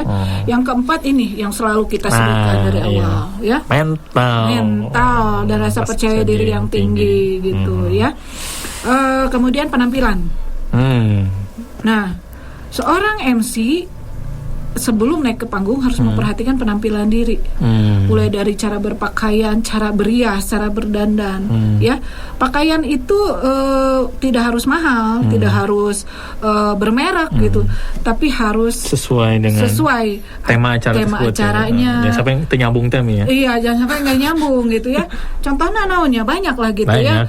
Mau bawain acara seminar yang temanya formal gitu ya, tapi warnanya merah kuning hijau ceria gitu ya, di langit yang biru gitu, itu nggak pas gitu ya. Nah, jadi warna pakaian, riasan juga kalau wanita gitu ya, jangan sampai terlalu menor, apalagi kalau audiensnya ini orang-orang yang mereka itu memang mencari tingkat pendidikannya itu tinggi gitu ya, tapi dandanannya ini seperti mempromosikan produk kecantikan gitu. Nah, itu kan akan membuat audien bertanya-tanya gitu ya, ini MC apa gitu ya. Nah kemudian juga pokoknya harus serasi lah, karena seorang pembawa acara itu diperhatikan dari ujung rambut sampai ujung jempol kaki itu Pak Asep ya. Nah ini Ibu juga sering melihat ada beberapa kesalahan yang masih diucapkan oleh seorang pembawa acara pada saat membawakan acara gitu ya. Contohnya yang pertama menyebutkan kata yang terhormat ya. Yang terhormat penyebutan di awal misalkan kepada yang terhormat kepada yang terhormat Bupati Kabupaten Bandung Barat Bapak Haji Aum Bara, kami persilakan gitu. Nah, itu kata yang terhormat itu sebetulnya yang terhormat itu hanya disebutkan satu kali untuk orang atau tamu undangan yang kita undang, yang hadir, yang jabatannya paling tinggi. Kalau yang lain apa tuh disebutnya? Yang kami hormati gitu. Seringkali orang bilang itu yang terhormat itu berkali-kali. Padahal yang terhormat itu biasanya hanya disematkan kepada undangan yang jabatannya paling tinggi. Namanya juga gitu ya. Itu terkadang yang masih salah gitu ya. Nah kemudian pada saat mempersilahkan narasumber atau orang atau pejabat naik ke atas panggung atau ke podium, seringkali orang masih bilang kepada waktu dan tempat kami persilahkan. Sering ya Pak Asep mendengar itu ya. Yang dipersilahkan siapa? Waktu dan tempat. Kalau misalkan saya jadi pejabat atau diundang untuk bicara, diam Ibu mah mau jalan ke depan gitu. Orang waktu dan tempat yang dipersilahkan gitu. Jadi gimana yang betul? Sebutkan aja namanya atau jabatannya namanya ya. Kepada yang terhormat Bapak Asep Lesa kami persilahkan gitu. Itu yang paling tepat. Ya, kemudian juga itu kadang-kadang yang jadi kebiasaan sih, kebiasaan ya, kebiasaan udah umum gitu kadang kita jadi ikut-ikutan juga gitu. Jangan ikut-ikutan Pak Asep ya. Nah, rencang 1 anak-anakku jangan ikut-ikutan ya. Jadi bukan kepada waktu dan tempat kami persilahkan, waktu dan tempat kan nggak bisa ngomong gitu ya. Nah, baik, kesalahan yang lain ini kata persilahkan sebetulnya nggak pakai hak Pak Asep, jadi persilakan. Ini ada kata dasarnya silakan. Di KBBI itu ada gitu ya. Jadi bukan kami persilahkan, bukan gitu ya. Kemudian ini pada saat closing acara nih. Ini dulu nggak tahu yang mencontohkan ini siapa dulu. Pada saat menutup acara masih ada keluar kata-kata kalau ada salah-salah kata gitu. Nah ini perasaan dulu pelawak deh yang ngomong gini gitu ya. Cuman Ibu lupa lagi gitu. Kalau ada salah-salah kata mohon dimaafkan. Nah jangan begitu. Ada sih saya pernah dengar. Ya pernah dengar ya Pak Asep ya. Nah jadi bagaimana yang betul pas closing. Ya misalkan ini contoh saja ya. Demikian tadi seluruh rangkaian acara sudah kita lalui bersama. Saya Tina Sudari sebagai pembawa acara pada kesempatan ini, jika ada kata-kata yang kurang berkenan di hati Bapak dan Ibu, kami mohon dimaafkan. Jadi bukan kalau ada salah-salah kata gitu ya. Nah mungkin kalau untuk acara yang non formal mungkin masih bisa ditolerir ya. Tapi kalau untuk acara formal janganlah, jangan sampai keluar itu gitu ya. Nah anak-anakku untuk regulasi ini sama ini KD kedua bab 2 ini di kelas 12 tentang regulasi. Kalau tadi yang kelas 11 kan regulasi bidang kehumasan. Nah kalau kelas 12 ini regulasi bidang keprotokolan. Jadi undang-undang yang mengaturnya adalah seperti yang Ibu ulang-ulang tadi sebutkan di awal adalah Undang-Undang Nomor 9 Tahun 2010. Kalau kalian pengen tahu apa sih tata tempat, tata upacara, tata penghormatan itu ada di situ semua gitu ya. Asal jangan nanya Tata Janeta udah nikah itu Pak Asep sekarang ya Tata Janeta. Saya nggak tahu itu. Ada tata busana juga, tata warkat. Ini waktunya cukup nggak ini Kang? Kita bahas ini tata warkat nih hari ini nih. Tata warkat kita untuk